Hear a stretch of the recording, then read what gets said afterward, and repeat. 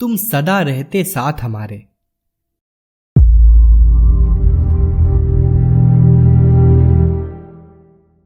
आज से करीब 8 वर्ष पहले की बात है।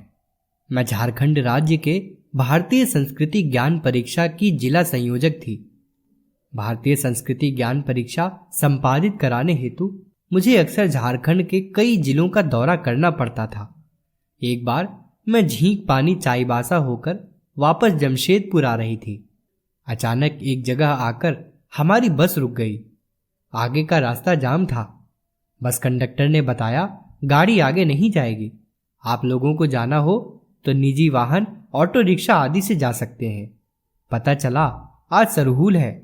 यह इस क्षेत्र का प्रसिद्ध त्योहार है जिसमें हजारों हजार नर नारी इकट्ठे होकर नाचते गाते खुशियां मनाते हैं।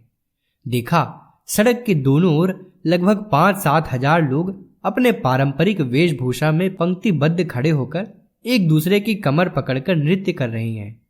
सभी का शरीर एक साथ एक ताल पर आगे पीछे दाएं बाएं झुक रहे थे। झारखंड की संस्कृति की झांकी को प्रस्तुत करना नृत्य उत्सव का वह अपूर्व दृश्य भी मुझे बांध न सका।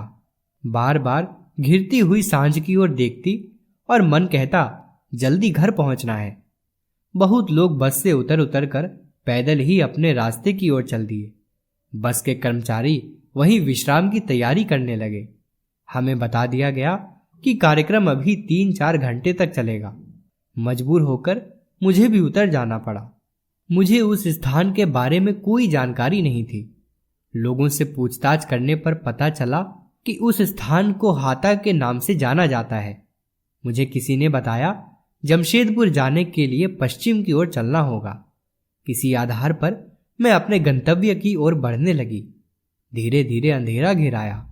सुनसान सड़क पर इक्के दुक्के लोग ही चल रहे थे। सड़क के दोनों ओर क्या है, आगे वाले रास्ते में खाई है या खंदक रोड़ा है या कीचड़, यह भी नहीं दिखता। मैं अनायास कदम बढ़ाती जा रही थी। बगल की कंटीली झाड़ियों से कई बार पांव भी जख्मी होते जा रहे थे, मगर मेरे मन में केवल एक ही बात आ रही थी कि समय रहते घर पहुंचना है। एक अनजाना सा भय मुझे दबाए जा रहा था। अकेली औरत, सुनसान सड़क, क्या कुछ नहीं हो सकता था, लेकिन मुझे घर पहुंचने की जल्दी थी। अचानक मैंने ख्याल किया कि मेरे आगे पीछे सफेद धोती पहने लंबे कद के कोई पुरुष चल रहे हैं। उनके कमर के ऊपर का हिस्सा नहीं दिख रहा। मुझे भय भी लग रहा था, मगर उन्हीं के साथ साथ कदम मिलाती हुई पीछे पीछे चली जा रही थी। मुझे लग रहा था आगे वाले व्यक्ति के कदम 3-3 फीट पर पड़ रहे हैं। पता नहीं मैं कैसे उस गति से चल रही थी। उस समय यह सब सोचने के लिए भी समय नहीं था। जैसे मेरे कदम हवा में पड़ रहे थे। कष्ट की अनुभूति भी नहीं हो रही थी। करीब आधे पौन घंटे तक इसी तरह चलती गई। इसके बाद शहरी इलाका दिखने लगा। दुकानों की झिलमिल रोशनी देख मन में साहस आया।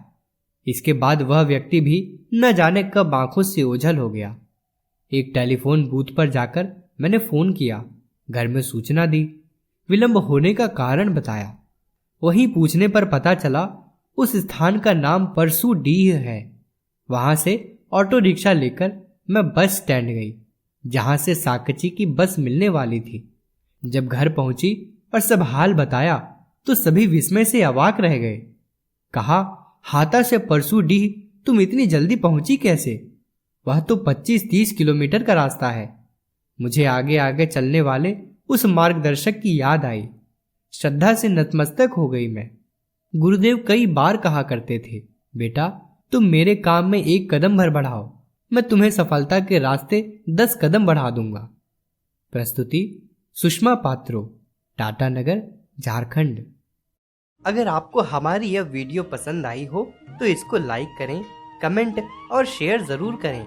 साथ ही हमारे YouTube चैनल ऋषि चिंतन को सब्सक्राइब कर बेल आइकन भी दबाएं ताकि आपको आने वाले वीडियोस की नोटिफिकेशंस मिलती रहें।